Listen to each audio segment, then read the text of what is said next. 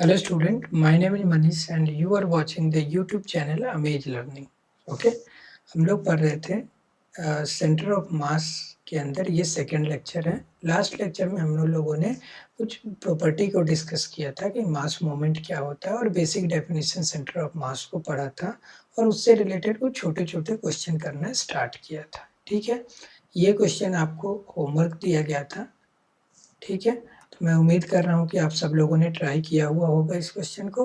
ठीक है, तो चलो आते हैं सॉल्यूशन पे इसके। हमारे पास वही बेसिक फॉर्मूला है एक्स का, एक सेंटर ऑफ मास का एक्स कोऑर्डिनेट फाइंड करना है, m1 x1 m2 x2 आप जानते ही हो। यही फॉर्मूला हम लोग यूज करेंगे यहाँ पे। ठीक है, अब टोटल 5 मास है। सबसे पहले ऑब्जेक्टिव क्या था बच्चों, हर एक पॉइंट का कोऑर्डिनेट लिखना। तो इसका तो ओरिजिन का कोऑर्डिनेट 0,0 ही होगा। इसका कोऑर्डिनेट क्या होगा, देखो ये 5 सेंटीमीटर है तो x कोऑर्डिनेट 5 और ये x एक्सिस पे y कोऑर्डिनेट 0 होता है, यानी ये 0। क्लियर है। सिमिलरली इस 3 kg का x कोऑर्डिनेट कितना होगा, x कोऑर्डिनेट y एक्सिस पे तो 0 हो जाएगा और y कोऑर्डिनेट कितना हो जाएगा, कितने हाइट पे है ये, देखो 12 सेंटीमीटर पे, तो ये 12 लिख सकते हो, सेंटीमीटर भी लिख सकते हो। क्लियर है। सिमिलरली इसका x कोऑर्डिनेट फिर से 0 क्योंकि y एक्सिस पे है। अब देखो ये y एक्सिस के नीचे है बच्चों, तो नीचे के डिस्टेंस को हम नेगेटिव मेजर करते हैं, तो इसको क्या लिखोगे, -6।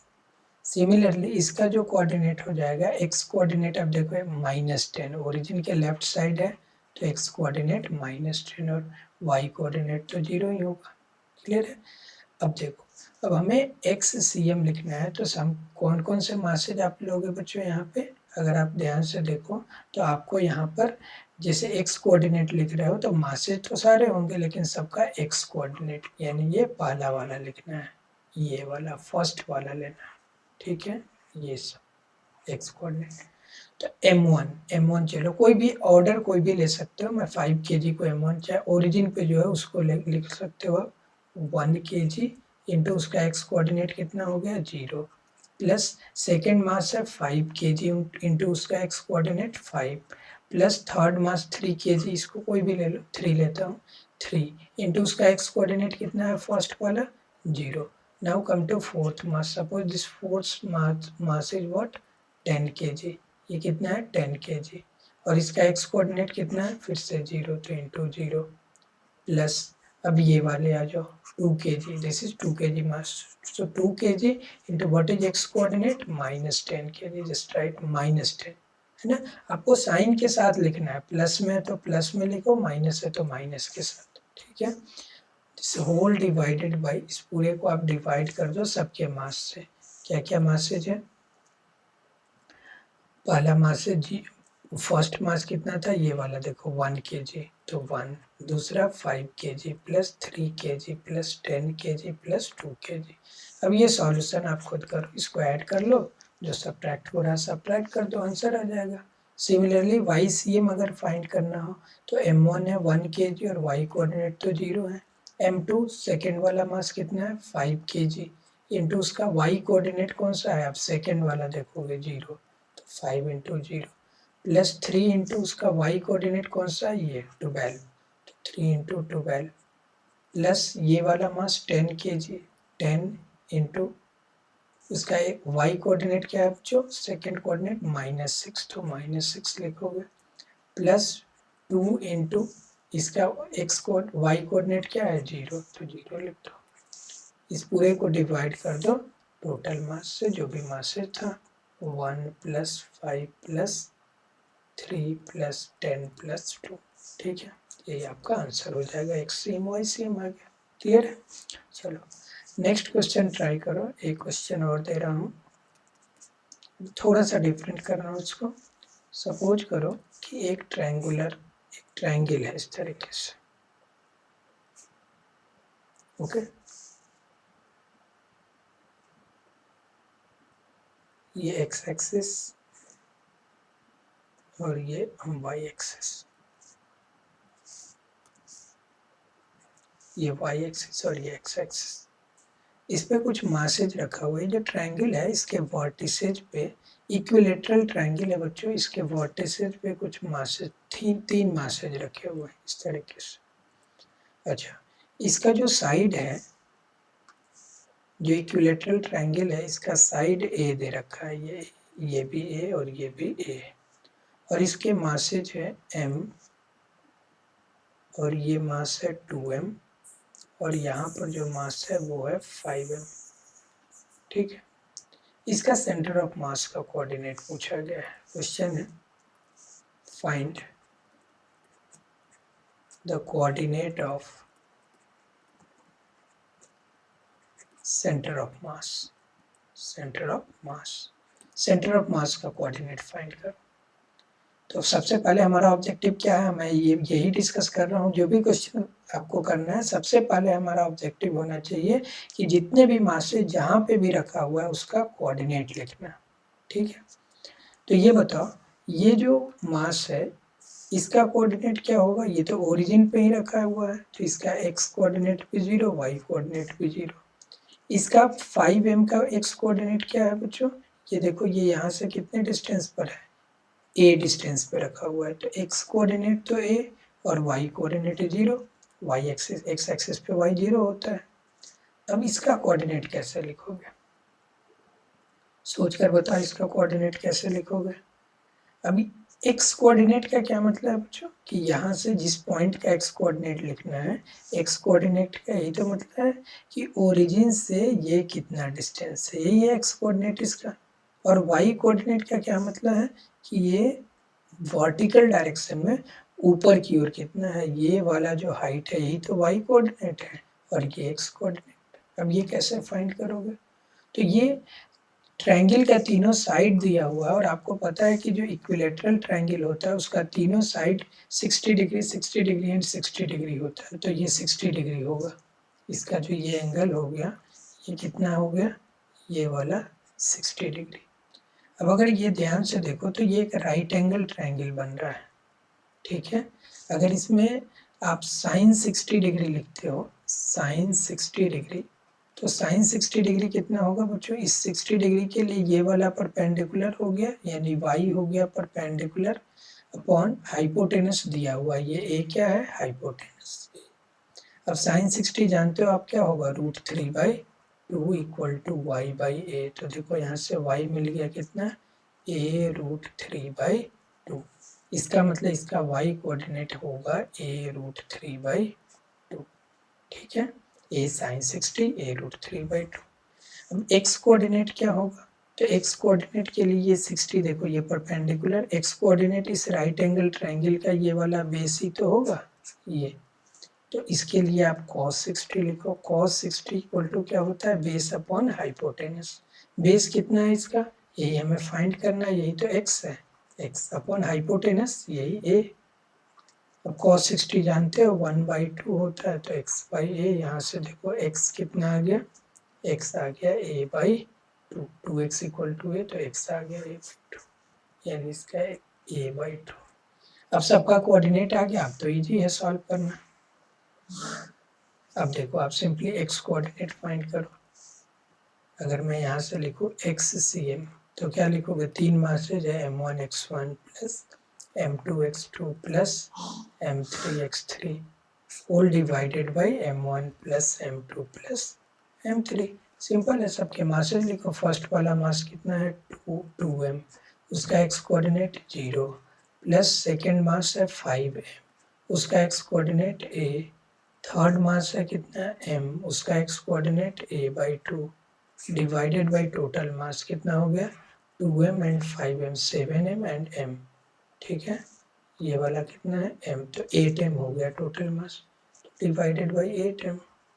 खत्म।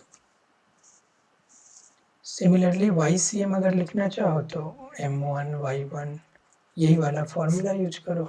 ठीक है, m1 कितना हो गया? 2m, y coordinate 0 plus m2 5m, और इसका y कोऑर्डिनेट ये 0 है, तो 0 प्लस m3 कितना है? m, और y कोऑर्डिनेट ये है a√3/2, a√3/2 whole divided by 8m।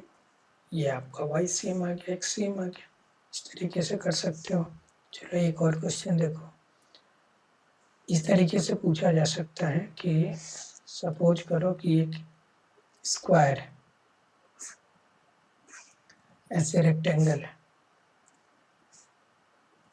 ठीक है। और जो कोऑर्डिनेट एक्सिस दिया हुआ है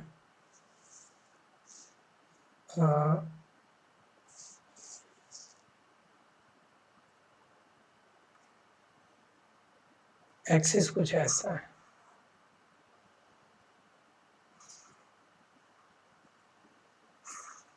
सपोज करो ये एक्सिस है, ये हमारा वाई एक्सिस है और ये एक्स एक्सिस है, यानी कि ये वाला हमारा ओरिजिन है 0,0 और कुछ मास रखा हुआ है इस ये जो रेक्टेंगल है इस पे रखा हुआ है। एक मास तो यहाँ पर रखा हुआ है, एक मास यहाँ पर, एक यहाँ पर, एक यहाँ पर, ठीक है। चलो एक यहाँ पर भी रखा हुआ है, ऐसे 5 मासेज रखे हुए हैं, 2 kg, 10 kg, 3 kg, 5 kg, 6 kg। और जो ओरिजिन पे है वो तो ये ओरिजिन पे कोई मास नहीं है, ठीक है। जो मासेज है 1 2 3 4 5 मासेज इस तरीके से रखे हुए हैं। अच्छा, ये बिल्कुल सिमेट्रिकल है, इसका साइड दे रखा है, ये साइड है 2 सेंटीमीटर और ये साइड है 4 सेंटीमीटर। ये मास बिल्कुल मिडिल में रखा हुआ है, ठीक है। तो इसका भी सेंटर ऑफ मास का कोऑर्डिनेट पूछा गया, find coordinate of centre of mass. Centre of mass का कोऑर्डिनेट बताना है। ये क्वेश्चन आपको खुद सॉल्व करना है, ठीक है। ये आपके लिए अभी तक जो कुछ भी किया प्रैक्टिस का क्वेश्चन है, बस प्रैक्टिस कर सकते हो, ठीक है। चलो आगे मैं दूसरा क्वेश्चन देता हूँ आपको। अब एक छोटा सा क्वेश्चन देखो, अब थोड़ा सा मैं डिफरेंट ट्राई करता हूँ, है ना। देखो सपोज करो कि 2 मासेज है, ये 3 मासेज है, 1 2 एंड 3। ये 2 kg, ये 3 kg और ये 5 kg। ये 2 सेंटीमीटर है और ये डिस्टेंस 4 सेंटीमीटर है। अब देखो क्वेश्चन ये है, इफ ये, चलो थोड़ा पहले सिंपल से ट्राई करते हैं ना।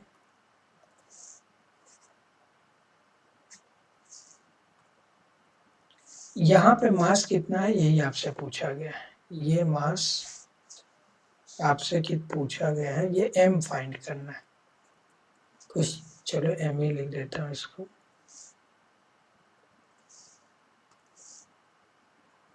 ये m है, क्वेश्चन ये है कि find the value of m so that center of mass of the system will lie at 3 kg मास। जो 3 kg मास रखा हुआ है उस पूरे सिस्टम का सेंटर ऑफ मास जो 3 kg है वहीं पे लाई करे। तो बताओ m का वैल्यू क्या है, ये m फाइंड करना है। क्लियर है, क्वेश्चन आपको समझ आ गया होगा कि एक 2 kg है, 3 kg है और एक m है। क्वेश्चन क्या पूछा गया कि m का क्या वैल्यू होगा कि सेंटर ऑफ मास इसी पॉइंट पे लाई करे जहाँ पे 3 kg रखा हुआ है, ठीक है। तो स्क्रीन को पॉज करो और ट्राई करो, ठीक है। फिर सॉल्यूशन देखना, मैं सॉल्यूशन करता हूँ। देखो आप ट्राई कर चुके होंगे कैसे फाइंड किया जाए।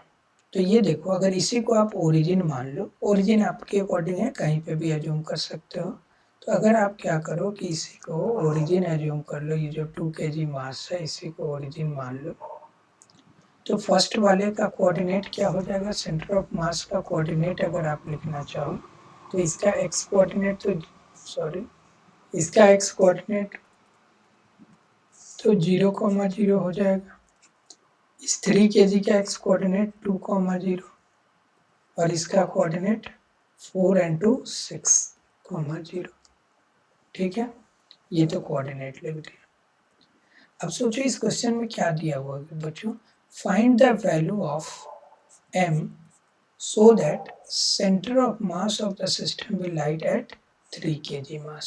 इसका मतलब सेंटर ऑफ मास का कोऑर्डिनेट दे रखा है, xc दे रखा है, कितना दे रखा है कि ये 3 kg पे लाई करेगा। इसका मतलब xc कितना है, ये 2 सेंटीमीटर पे यहाँ पे रखा हुआ है, यानी xc दे दिया 2। ठीक है, और आप xc का फॉर्मूला क्या जानते हो, ये तो होता है m1x1 plus m2x2 plus 3 masses है तो m3x3 divided by m1 plus m2 plus m3। Clear है, तो देखो ये वैल्यू तो 2 गिवन है xc का, तो आप लिख सकते हो 2 इक्वल टू m1 तो है 2 kg और उसका x कोऑर्डिनेट 0 है। ठीक है, प्लस दूसरा मास कितना है 3 kg और उसका x कोऑर्डिनेट कितना है 2, प्लस जो थर्ड मास है वो कितना है वही हमें फाइंड करना है, तो m लिखो, इंटू उसका x कोऑर्डिनेट कितना है 6, तो into 6 divided by total mass कितना हो गया 3 and 2 5 and plus m 5 plus m। ठीक है, ये मास हो गया, क्रॉस मल्टीप्लिकेशन कर दो तो ये 2 इंटू 5 प्लस m हो जाएगा, इक्वल टू इसको मल्टीप्लाई करो तो 3 2 जा 6, पहला तो 0 ही हो जाएगा, प्लस 6m हो जाएगा। इसको और सिंप्लीफाई करो तो 5 2 जा 10 plus 2m equal to 6 plus 6m आ जाएगा। 5 2 जा 10 plus 2m equal to 6 plus 6m। इस 6 को इधर लाओ तो 10 माइनस 6 4 हो जाएगा, equal to 6m minus 2m 4m हो जाएगा। ठीक है, 6m माइनस 2m 4m और 10 माइनस 6 4, तो m कितना आ गया 1 kg। क्लियर है, समझ आ गया होगा आपको कि क्या पूछा गया है, काफ़ी बेसिक क्वेश्चन है ना। चलो नेक्स्ट क्वेश्चन है, उस क्वेश्चन प्रैक्टिस ही करना है मुझे आज, तभी आगे समझ आएगा। अगला क्वेश्चन ये है कि हमारे पास ये एक्सिस दिया हुआ है, वही y एक्सिस है, ये y एक्सिस है और ये x एक्सिस है। ठीक है, इस पर कुछ मासेज रखा हुआ है, एक तो ओरिजिन पे मास है, एक मास यहाँ पर है, एक मास यहाँ पे, ऐसे 4 मासेज है। क्लियर है, सपोज करो ये 2 kg है, ये 3 kg है, ये 5 kg है और ये 7 kg। डिस्टेंस का बात करो तो ये 2 सेंटीमीटर है, ये भी 2 सेंटीमीटर और ये भी 2 सेंटीमीटर। क्लियर, क्वेश्चन ये है कि फाइंड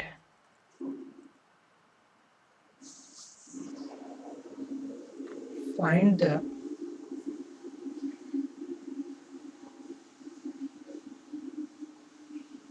न्यू पोजीशन, या ऐसे करो,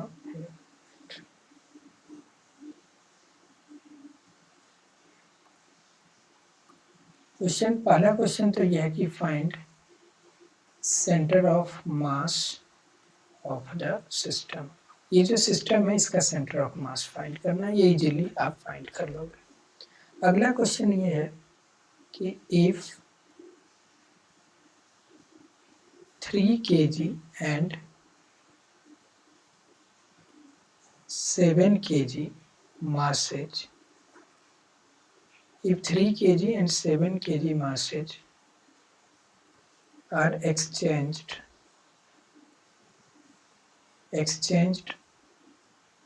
their positions,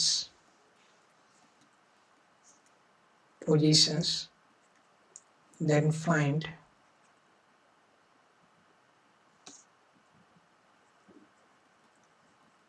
shift in the position of center of mass। देखो क्वेश्चन ये बोला, फर्स्ट पार्ट तो आप खुद कर लोगे, सिंपल है। सेकंड पार्ट मैं बता रहा हूँ, सेकंड पार्ट में ये बोला गया if 3 kg and 7 kg masses are exchanged their position, then find shift in the position of center of mass. यानी ये जो 7 kg है वो यहाँ पे आ गया 3 kg के जगह पे और 3 kg चला गया 7 kg पे। तो सेंटर ऑफ मास के पोजीशन में कितना का शिफ्टिंग होगा ये बताइए। ठीक है, कैसे फाइंड करोगे इसको? ठीक है, क्वेश्चन समझ आ गया आपको?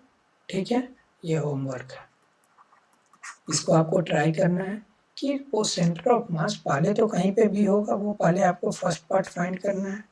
ठीक है, इसको मैं नेक्स्ट क्लास में सॉल्व करूँगा। पहले क्या पूछा गया क्वेश्चन कि सेंटर ऑफ मास बता दो, उसके बाद क्या पूछा गया कि सेंटर ऑफ मास कितना से शिफ्ट हो जाएगा अगर 7 kg को 3 kg के जगह पर रख दिया जाए और 3 kg को 7 kg के जगह पर रख दिया जाए। क्लियर है बच्चों? ठीक है, तो होमवर्क है, इसको ट्राई करो। नेक्स्ट क्लास में इस क्वेश्चन को डिस्कस करके हम लोग आगे कुछ और न्यूमेरिकल प्रैक्टिस करेंगे, फिर आगे के कंसेप्ट पे मूव करेंगे। ठीक है बच्चों, होप आपको समझ आ गया होगा। थैंक यू, मिलते हैं नेक्स्ट लेक्चर में।